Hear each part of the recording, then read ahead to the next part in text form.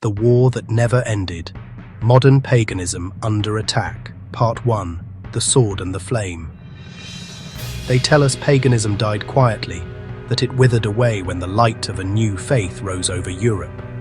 They speak as if the temples emptied themselves, as if the old gods were gently set aside by a people who had outgrown them. But that is a lie. The truth is written in fire and blood. From the moment Christianity sought dominion beyond Judea, it spread not by persuasion, but by decree, sword, and annihilation. Emperor Theodosius I outlawed sacrifice and closed the temples, 391-392 CE, calling the ancestral rites of Rome and Hellas madness. Statues were smashed, sanctuaries looted, groves cut down. In 415 CE, the philosopher Hypatia of Alexandria was stripped and murdered by a Christian mob for refusing conversion. Charlemagne waged war against the Saxons, decreeing death for anyone who refused baptism or practiced the old rites. In Britain, temples to Woden and Thunor were demolished or repurposed as churches. In Iceland, law was rewritten in 1000 CE to criminalize the sacrifices that had bound people to their gods for centuries. In 988 AD, Prince Vladimir adopted Christianity and started the forced Christianization of Kievan Rus. The list goes on and on. The message was clear. Worship must be uniform, memory erased, resistance met with death. Yet the old ways endured, in fields, forests, charms, and hidden offerings. They endured because they were not inventions of creed, but reflections of life itself. Born from the land, the blood, and the very soul, the people, they could be driven underground but never extinguished. Christianity did not win a debate. It started a war against temples and traditions, against free thought and folk memory, against every tether binding people to their ancestors and the natural world. That war did not end in the 4th century. It did not end in the Middle Ages. It didn't end at all. It merely changed its weapons. Where once armies carried crosses, now bureaucracies wield policies.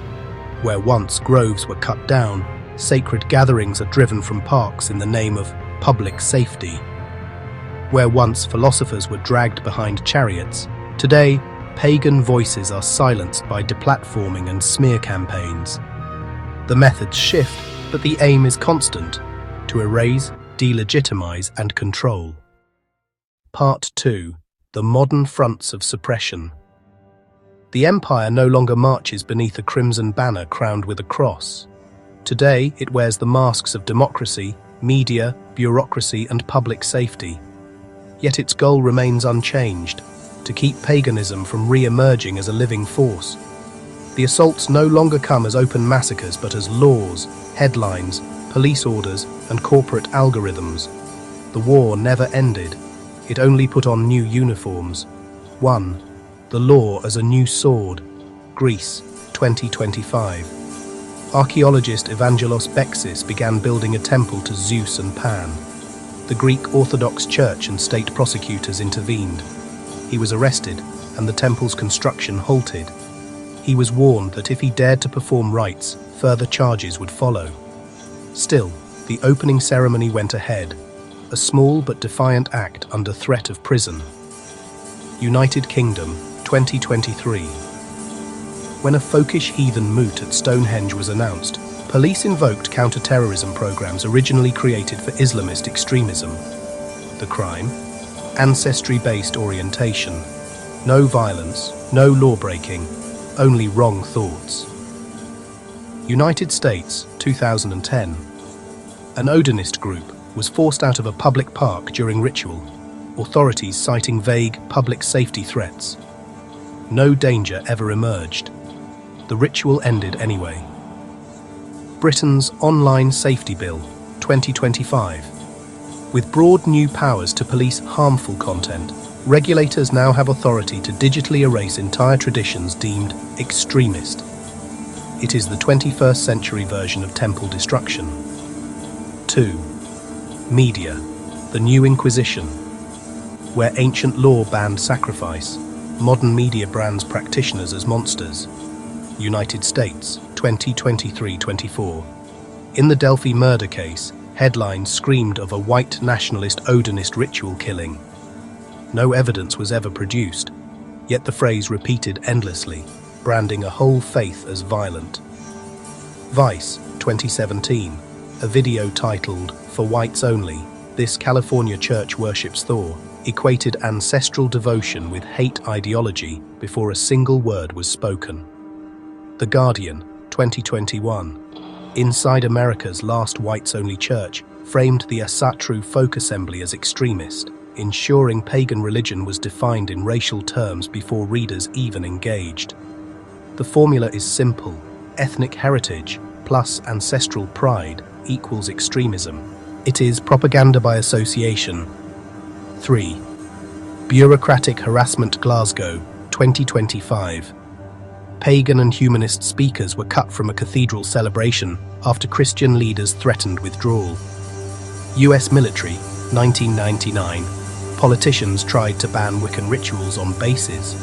Governor George W. Bush declared, "I don't think witchcraft is a religion." US Veterans Affairs, 2007-2013. The pentacle and Thor's hammer were denied as grave markers until lawsuits forced recognition.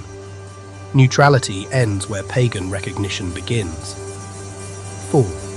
Targeting pagan ways of life. The ancestral worldview lives not just in temples, but in herbalism, homesteading, and seasonal festivals. These too are threatened. Folk herbalism is dismissed as unscientific and restricted, while pharmaceutical companies openly admit their profit lies in keeping patients dependent.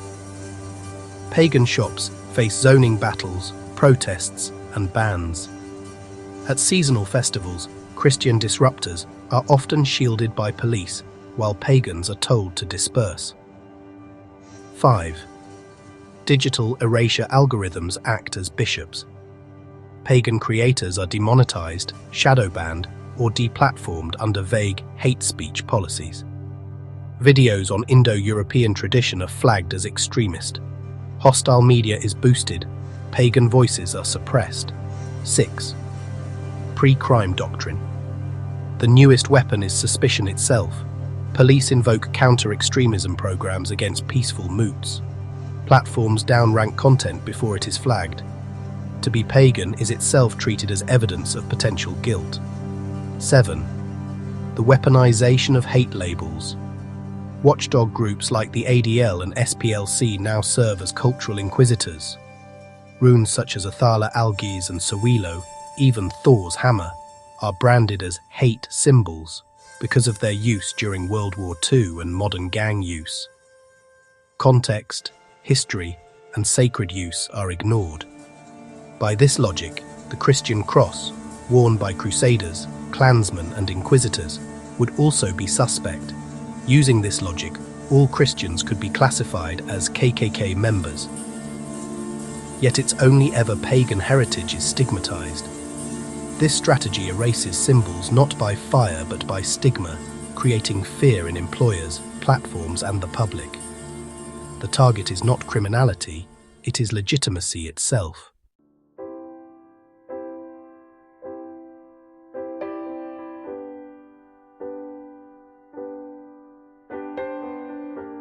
If paganism were truly dead, they would not fear it. They fear it because it rises.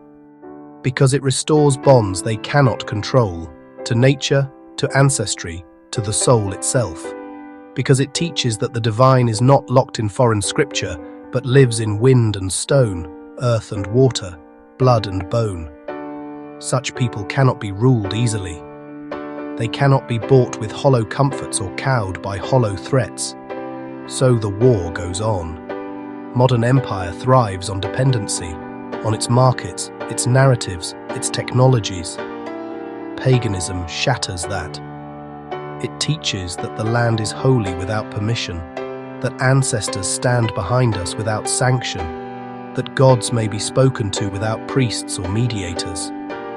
A people grounded in ancestry cannot be remade. A soul that sees the divine in all things cannot be monopolized. This is why every temple rebuilt, every rune carved, every rite revived is treated as a threat. Each act of devotion is a rebuke to centuries of erasure. Each voice that refuses silence proves the conqueror failed. The war that never ended, and they cannot win, from Prince Vladimir of Kiev, who converted to Christianity, destroyed idols and outlawed the old ways, to Theodosius outlawing sacrifice, to Charlemagne's sword over the Saxons, to modern police invoking terrorism laws against heathens. The line is unbroken. The weapons change, but the mission is constant. Bury the old ways. And yet, the old ways rise. In groves and gardens, in shrines and kindreds, in whispered prayers and public rites. They rise because they are older than empire, deeper than doctrine, and beyond erasure. This is the truth. They fear paganism not because it is weak, but because it is eternal. Not because it failed, but because it endures. Not because it is gone, but because it is returning. The sword still hangs over us. The flame still burns within us. And so long as we endure, this war can never be theirs to win. Every libation poured, every herb gathered, every rune carved is not just devotion. It is resistance.